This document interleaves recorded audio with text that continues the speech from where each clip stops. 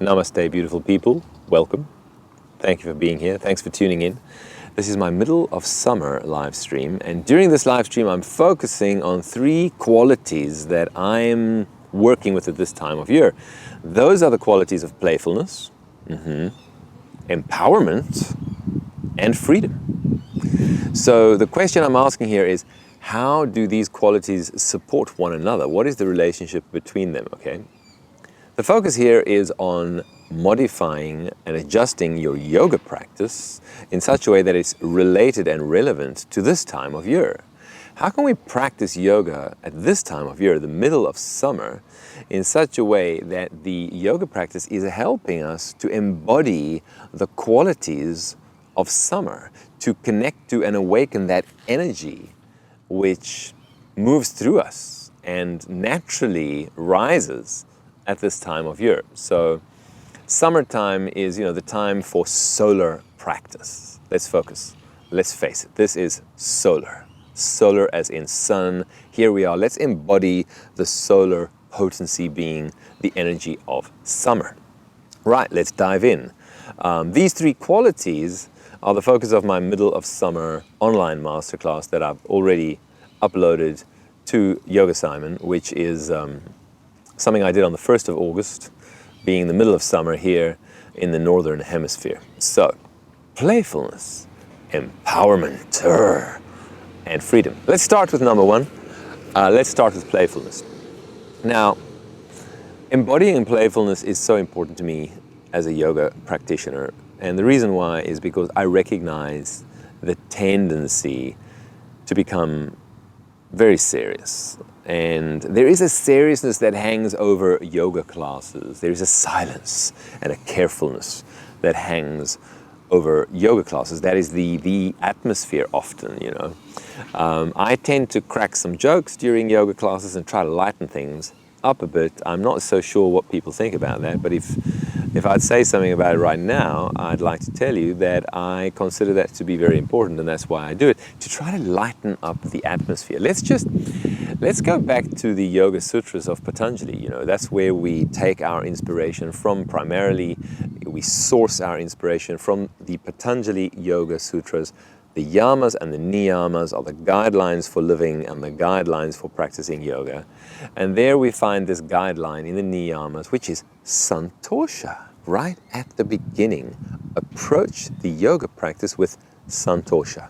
Being, let's just translate the word santosha, so we can do our best using the English language here and translate it into a sense of ease, a sense of I accept myself and I accept the world, I'm okay, you're okay, a certain quality of inner smile, right? The way that this has been explained to me by different teachers using different analogies is, for example, the lightness of the heart. It speaks to me very much, this analogy, where we describe our hearts as not being heavy, like the heart would not actually sink if you drop it into water. The heart is light and buoyant. Buoyant, a beautiful English word suggesting it would float if it would be on water. It has a lightness, it's buoyant, bubbly, frizzante, effervescent. Can we take a moment? Let's do this. Take a moment. If you like to have your hands on top of your heart, one on top of the other, that's fine. Let's just dive in. Let's feel this. Let's breathe into the heart space. And as we breathe into the heart space with the hands resting on your body, let's feel the breath under the hands. Okay, so invite and celebrate the movement of breath as the movement of life. Breath being life, so we talk about the breath as the breath of life. And as I breathe, I smile into the heart space and try to connect to that quality that is santosha, that quality that is the lightness of being, that beautiful movie, the incredible lightness of being. What a lovely name to describe a state of being, a feeling state, an experiential state, the incredible lightness of being. If it serves you to connect to the imagery of light within the heart space, you may visualize and feel the sun rising from within your own heart and smile into that light.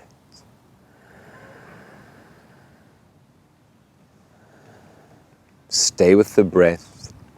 Invite the breath of life, the deepening of the breath, the circulation of the breath. Nourish yourself. Wish yourself well. Be kind to yourself.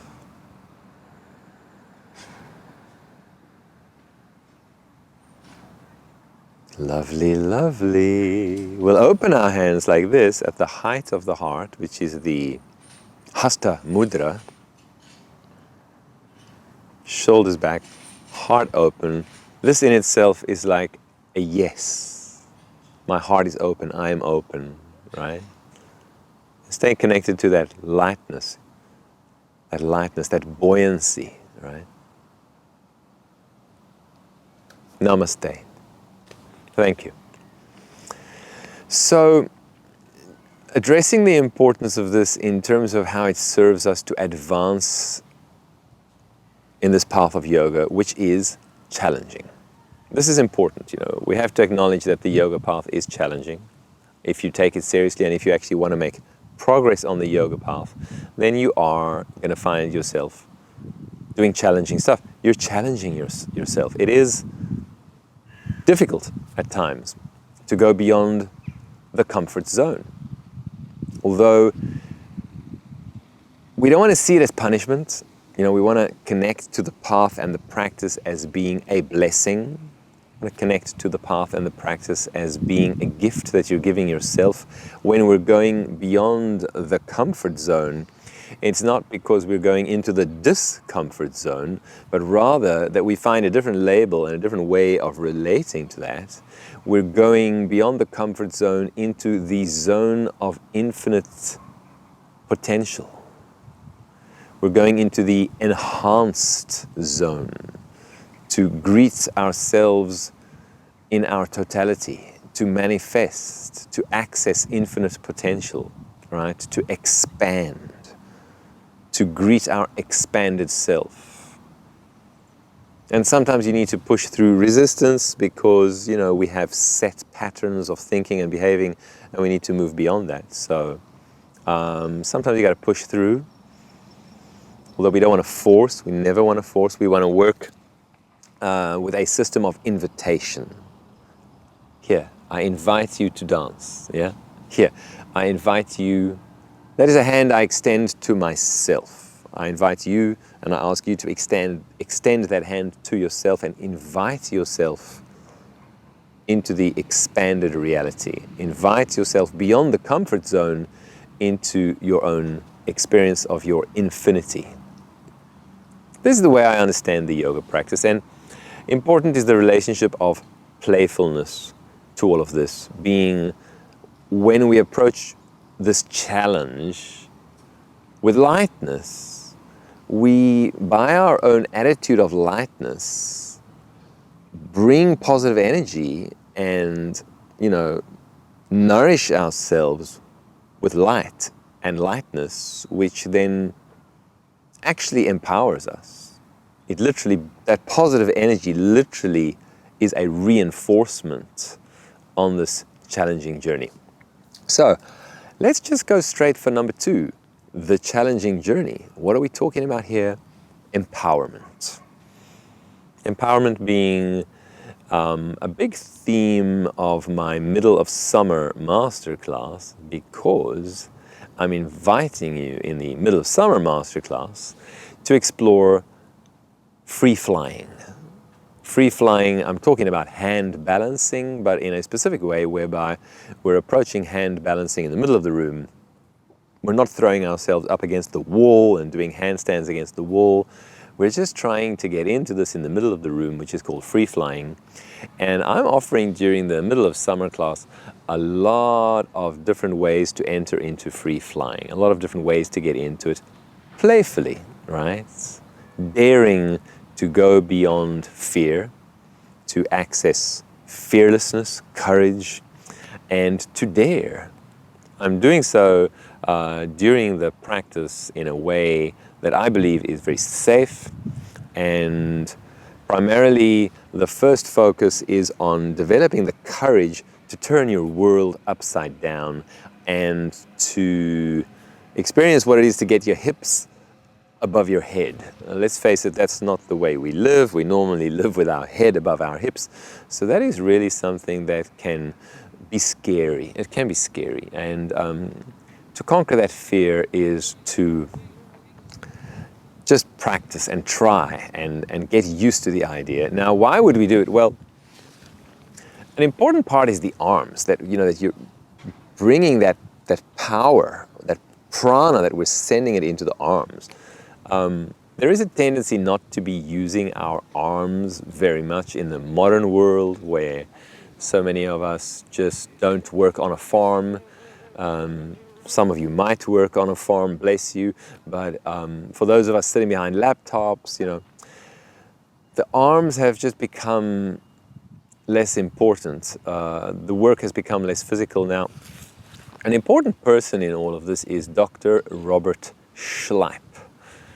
He is easily, we could describe him as one of the leading researchers of fascia and the new anatomy, which is, you know, this beautiful research that has been revealed in the last decade or so. And this is a work that focuses on fascia and the tensegrity body. And his research, you know, he points towards our relationship to the monkeys, our relationship to the primates, to the apes, to the chimpanzees. And he says, you know, our fascia and our nervous system is just mapped in this way that we have this relationship to the arms and the hands that are designed to grab, you know, benefit from this. If you had reincarnated as a horse, you know, you'd be stuck with these hooves, and you just don't have the same relationship to the world around you because you miss the hands, right? These are beautiful, beautiful tools, and they're pretty much made for grabbing. That's the big difference between the hand and the hoof. The hoof can push, but it can't pull so easily, right? Pulling. We're defined by our ability to pull and to grab and to, you know, connect through the hands. So bringing the energy into the arms, our brains are so much neurologically mapped. So much of our brain is dedicated through the neural pathways that run into the hands. We're so connected to the hands, to exploring the world with our hands, the tactile sensing. You know, I feel around me, everything I touch. This is my relationship to life. So really bring that prana into the arms and the hands. Really beautiful how yoga does that through bringing us onto our arms. Very important to learn how to modify the work so that you don't put too much weight on your arms if you haven't developed the strength yet. All those poses like chaturanga, the plank and all that stuff can be modified. You put the knees on the floor. You don't go beyond your ability. You don't hurt yourself. You learn how to avoid shoulder injuries and stuff like that. But like I said, during my middle of summer masterclass, I'm really offering ways to explore free flying and to gradually and safely build the courage, build the fearlessness, build the strength. Don't hurt yourself. Don't go beyond your own abilities. Important is that we're talking also about empowerment here. And empowerment is so important in our manifesting of our fearlessness and courage and power. Our feeling of being empowered, which is really what you get through this arm work. It is so beautiful how it empowers you. So this is something that, you know, it's really so important to look at this whole theme, this whole subject of empowerment, because we need to ask ourselves what our relationship is to this idea of becoming empowered, and our idea of relating to yoga as a path that is empowering. The practice of yoga is empowering, but only if you choose for it to be. So it's a big word, yoga, and some people are relating more to the softer practices. Some people are relating more to the practices of yoga that are gentle, that are relaxing, that are restorative, and that are more yin in quality, those are not necessarily the empowering practices. This is the middle of summer, and I'm inviting you to connect to the solar potency, to awaken your own solar potency. So, it's important, in my opinion, to practice yoga holistically. So, this is the way that I'm trained, and this is the way that I'm practicing, and this is what I'm sharing, is to honor both channels, the solar and the lunar, or let's say the yang and the yin, which is what's so beautiful about this 1-year cycle of masterclasses that gives us possibility to explore all of these different colors, all of these different aspects and flavors of yoga as we flow through a year cycle. My practice now, in the middle of summer, being more solar, while then in the winter, it being more lunar. So here we are. This is the time to awaken the beast. This is the time to manifest your potency and celebrate your empowerment, right? Honor all that you can be. Do not make yourself smaller or less than you can be, and be careful not to label this humility, this quietness, this softness, this gentleness as being the definition of spirituality. It is not the whole definition of spirituality.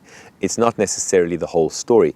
Yes, it's beautiful, the humility, the connection to ourselves, the quietness, the gentleness, the yin quality, the inner listening, the quality of surrender. All of these beautiful qualities belong to spirituality and the path of self-realization. Beautiful, beautiful qualities. But so do the qualities of personal empowerment. Specifically, if you are on a path, a practice, where you incorporate into your practice the sacred activism, the meaningful activities, your participation in the world through meaningful activities, through loving and serving other living beings, through making a difference. This sacred activism, which is our karma yoga, which is our dedication to the whole, our way of giving back, our way of offering gratitude, right?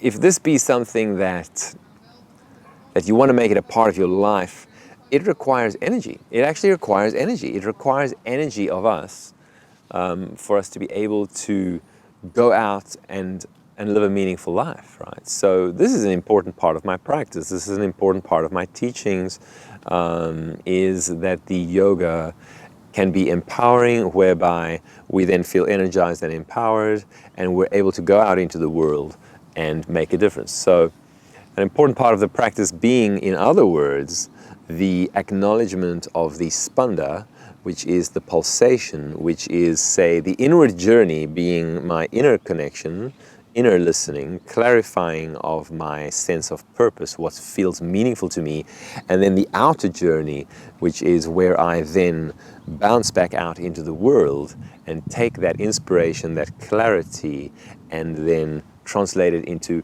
meaningful action and a meaningful life. So there you go. Enough said about empowerment. I hope that you feel inspired to join the playful journey towards empowerment. And the way that I have offered this through my Midsummer Masterclass is focused on helping you to cultivate the courage and the fearlessness to explore free flying. Great. Get on those arms, turn your world upside down, and get a fresh look at reality. The upside down look. Why not? Yeah. Let go. Accept change. Release. It's very beautiful to turn your world upside down. And it's pretty nourishing for your brain, actually, because all the blood can go there. All right. I'm going to move towards topic number 3, which be freedom. Absolutely. Beautiful. Playfulness, empowerment, freedom. That's the journey. That's the journey that I'm taking during my middle of summer masterclass. Freedom for me is also about releasing the goals, where the goal-oriented mind tends to be kind of tubular, or focused on, a specific goal. And the mind has the possibility to sort of change its shape, where we have this more holistic and integrated mind that expands and incorporates everything. And so it's very nice to build up all this energy through a very yang or empowering practice that is focusing on a specific goal. However playfully we may be approaching that goal, it's still very much a goal-oriented practice to be trying to get into handstand and to be, focusing on cultivating that arm balancing work. So I move in the practice towards a pose which is the expression of freedom for me. In fact, I think it is possibly, or definitely, one of the top 3 practices for the expression of freedom. That'd be Urdhva Dhanurasana, the back bending, beautiful, heart-opening back bending. To open yourself that much is, for me, really to feel that experience of freedom, where, to close oneself, just like I was describing a moment ago, the same with the mind, closing the mind so that it can focus, great, or opening the mind in this way that we can connect to the totality of the experience of the moment, and also that we can receive. So the opening of our minds in such a way that we're not only focused on achieving, but we're now able to receive inspiration, receive information, really be like an antenna. And the same with our hearts, Our hearts, the capacity to give love, the capacity to receive love. So this opening of ourselves, as we do in Urdhva Dhanurasana, being an opening not only of the physical heart, but of the energetic heart, right? This opening of ourselves to receive and to open to life, so that we can let it in. Acknowledging that this is one of the really important teachings of yoga, is how we learn to de-armor, where we acknowledge that we have shut down. This be normal. This be the description of normality. It has happened. It has happened to everyone. We have shut down. This is the definition of being unenlightened, where the enlightened state, the self-realized state, is our natural state. So what has happened? Why are we no longer living in an enlightened and self-realized state? We shut down. Why did we shut down? We shut down as a reaction to pain.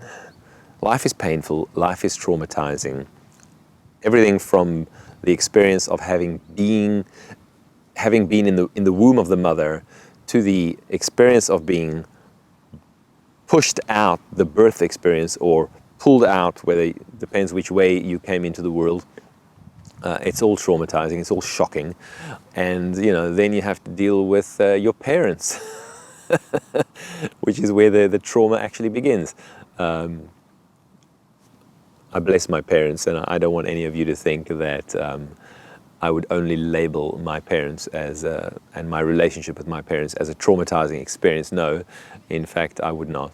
But this is the yogic definition of life, is, it's traumatizing to come into this world where universal infinite consciousness then is forced into a body and a specific location in time and space, and a specific form of indoctrination, which is what your parents teach you, what the world teaches you. And the world then forces you to define yourself according to a certain system of values, a certain cultural interpretation of reality, a certain system of what the Dutch call normen en waarden. What is normal is defined and is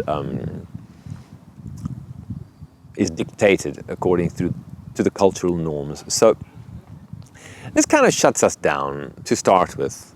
And then, we still got to hit puberty. And, all the rest. Partners, peers, friends, enemies. Yeah. Life is challenging. How are we going to respond to that? Are we going to shut down?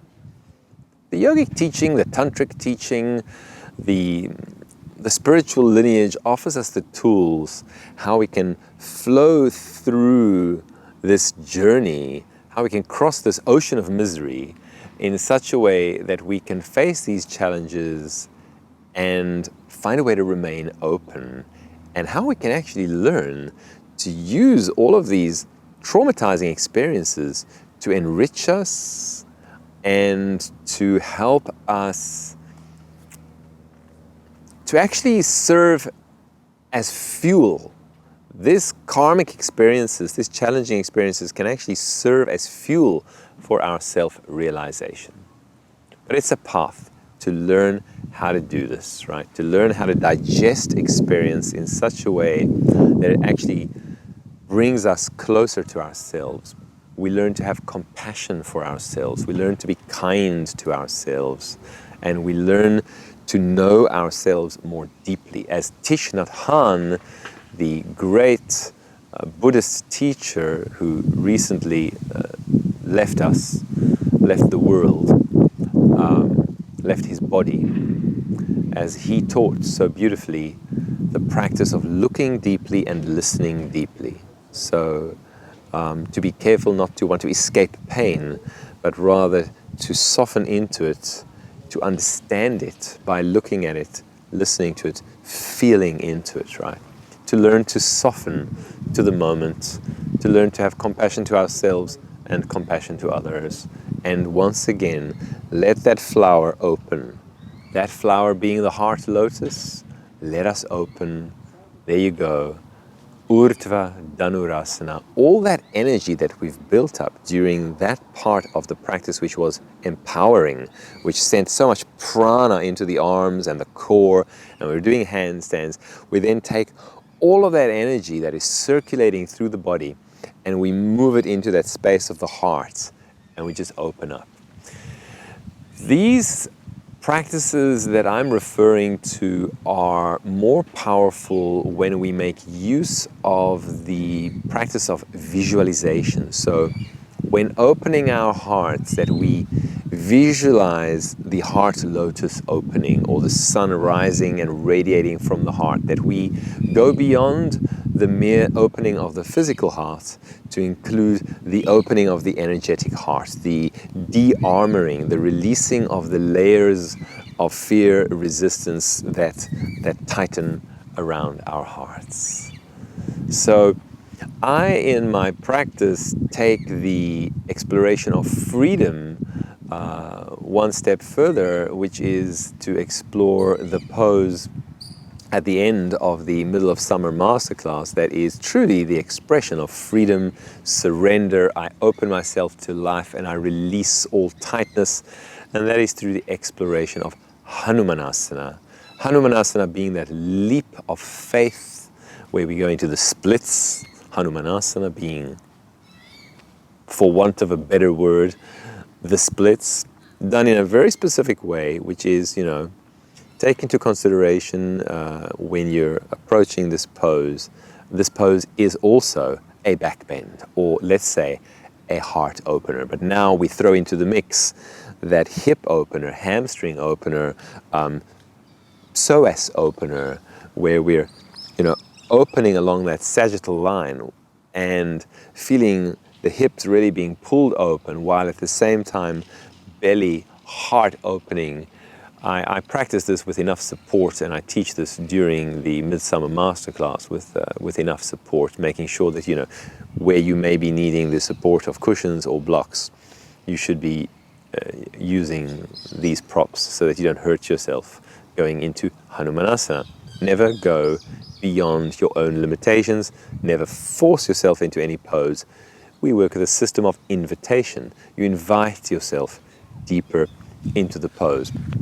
And then Hanumanasana is another example of a pose where it makes all the difference to be cultivating the inner practice of visualization as to what it is that you're opening here, what it is that you're doing with this pose. If you're only focused on those physical aspects, being, I'm stretching my hamstrings, I'm opening my hips, it only goes so far. If you learn to incorporate these more tantric visualization-based practices that when going into Hanumanasana, you consciously let go and you acknowledge as you do your inner scanning of the inner landscape of your body, where it is that you're holding, where it is that you're blocking, where it is that you're tightening, where it is that there's fear.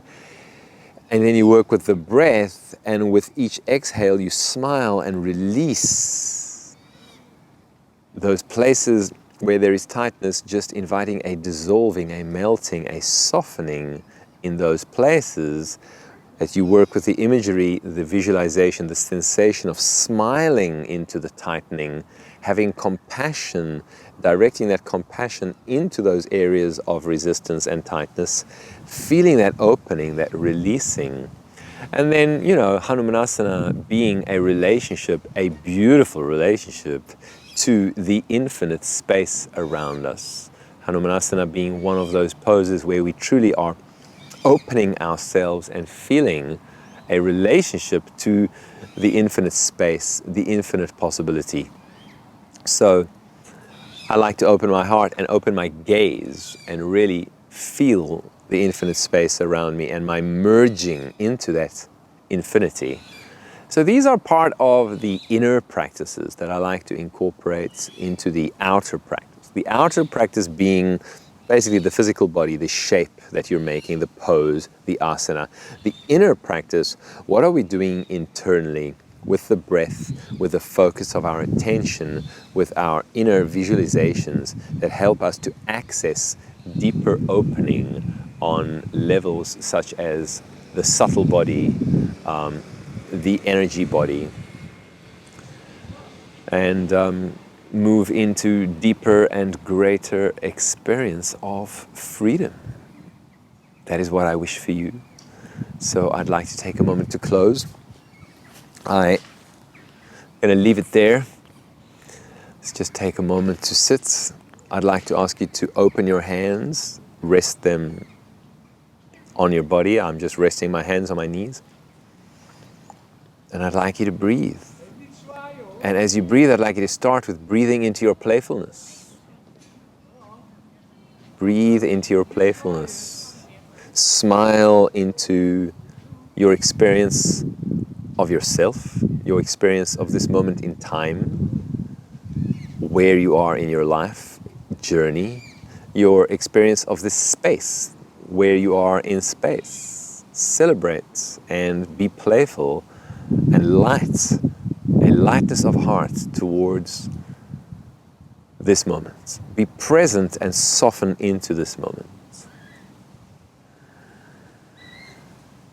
Allow yourself to be embraced by this moment, and with each exhale, release tightness, anxiety, resistance. Make peace, santosha. I accept. I'm okay, you're okay, it's all okay. And then I'd like you to smile into your empowerment. And as you do so, you may bring, I'm going to show you this mudra. This is a fist. And I'm going to take the other hand and press the fist into my navel. Right, the camera is not quite getting the image. I'm going to take it higher so you can see what I'm doing. This fist and this hand I'm using to press the fist. So this is my little finger. So that side of the fist, the little finger side, is pressing into my belly. I'm using this hand to press it into the navel, the hara, yeah, the powerhouse.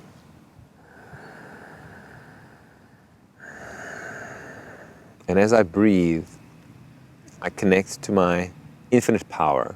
But at the same time, I acknowledge that that power is not mine. It flows through me. I'm an instrument. And that makes it easier for us to become empowered. And we don't have to worry so much about becoming egotistical. We will not become egotistical if we understand that power is not mine. That power is prana, it is the life force, it flows through me. I'm an instrument, right? So just acknowledge your possibility to be an instrument of the infinite power of the universe, the infinite creative power of the infinite universe, which is our potential to manifest, creative.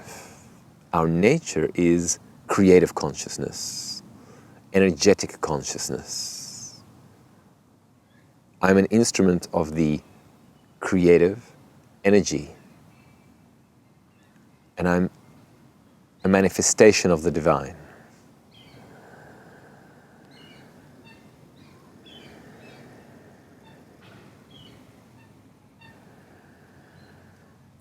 And as I release that and I open my lotus, here I'm just opening my lotus, my arms open, my hands open. I breathe into my freedom. And as I breathe into my freedom, I breathe into my trust. My trust that the universe is unfolding as it should. My trust of the self-organizing principle of the universe, meaning I don't have to do everything to make life work because life is doing it. I look at myself and I realize life did me. How else did I come to be here? I didn't do it. It did me, right? I'm a manifestation of the divine, and the divine creative consciousness that is the source of the universe has expressed itself through manifesting as me. I'm an instrument of the divine creative consciousness. I don't have to do it all on my own. I'm able to trust, I'm able to surrender. I'm able to give myself back to the source, and I'm able to be a channel. Let it flow through me.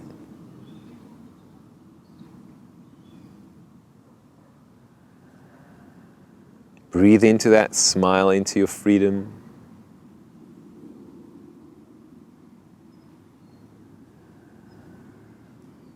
And then let's bring our hands together at our hearts. And let's connect within, and let's feel centered. And let's come home to ourselves, and let's learn to listen within to the one who knows, the one who is truth, the one who is primal, ancient wisdom, the one that is connected, the one that dwells in Satchitananda, pure being, the essence of truth, and pure bliss. What a beautiful description of the true self as is given to us through this beautiful tradition of yoga, the Sanatana Dharma of the true self, Sat Chit Anand. I give you back to yourself. I bless you in truth, in presence, in bliss. Thank you for joining. And remember, you can always reach out. Drop your comments under the film. I'll get back to you. And I hope that you do enjoy the Revolve online masterclasses. Enjoy your journey. Namaste.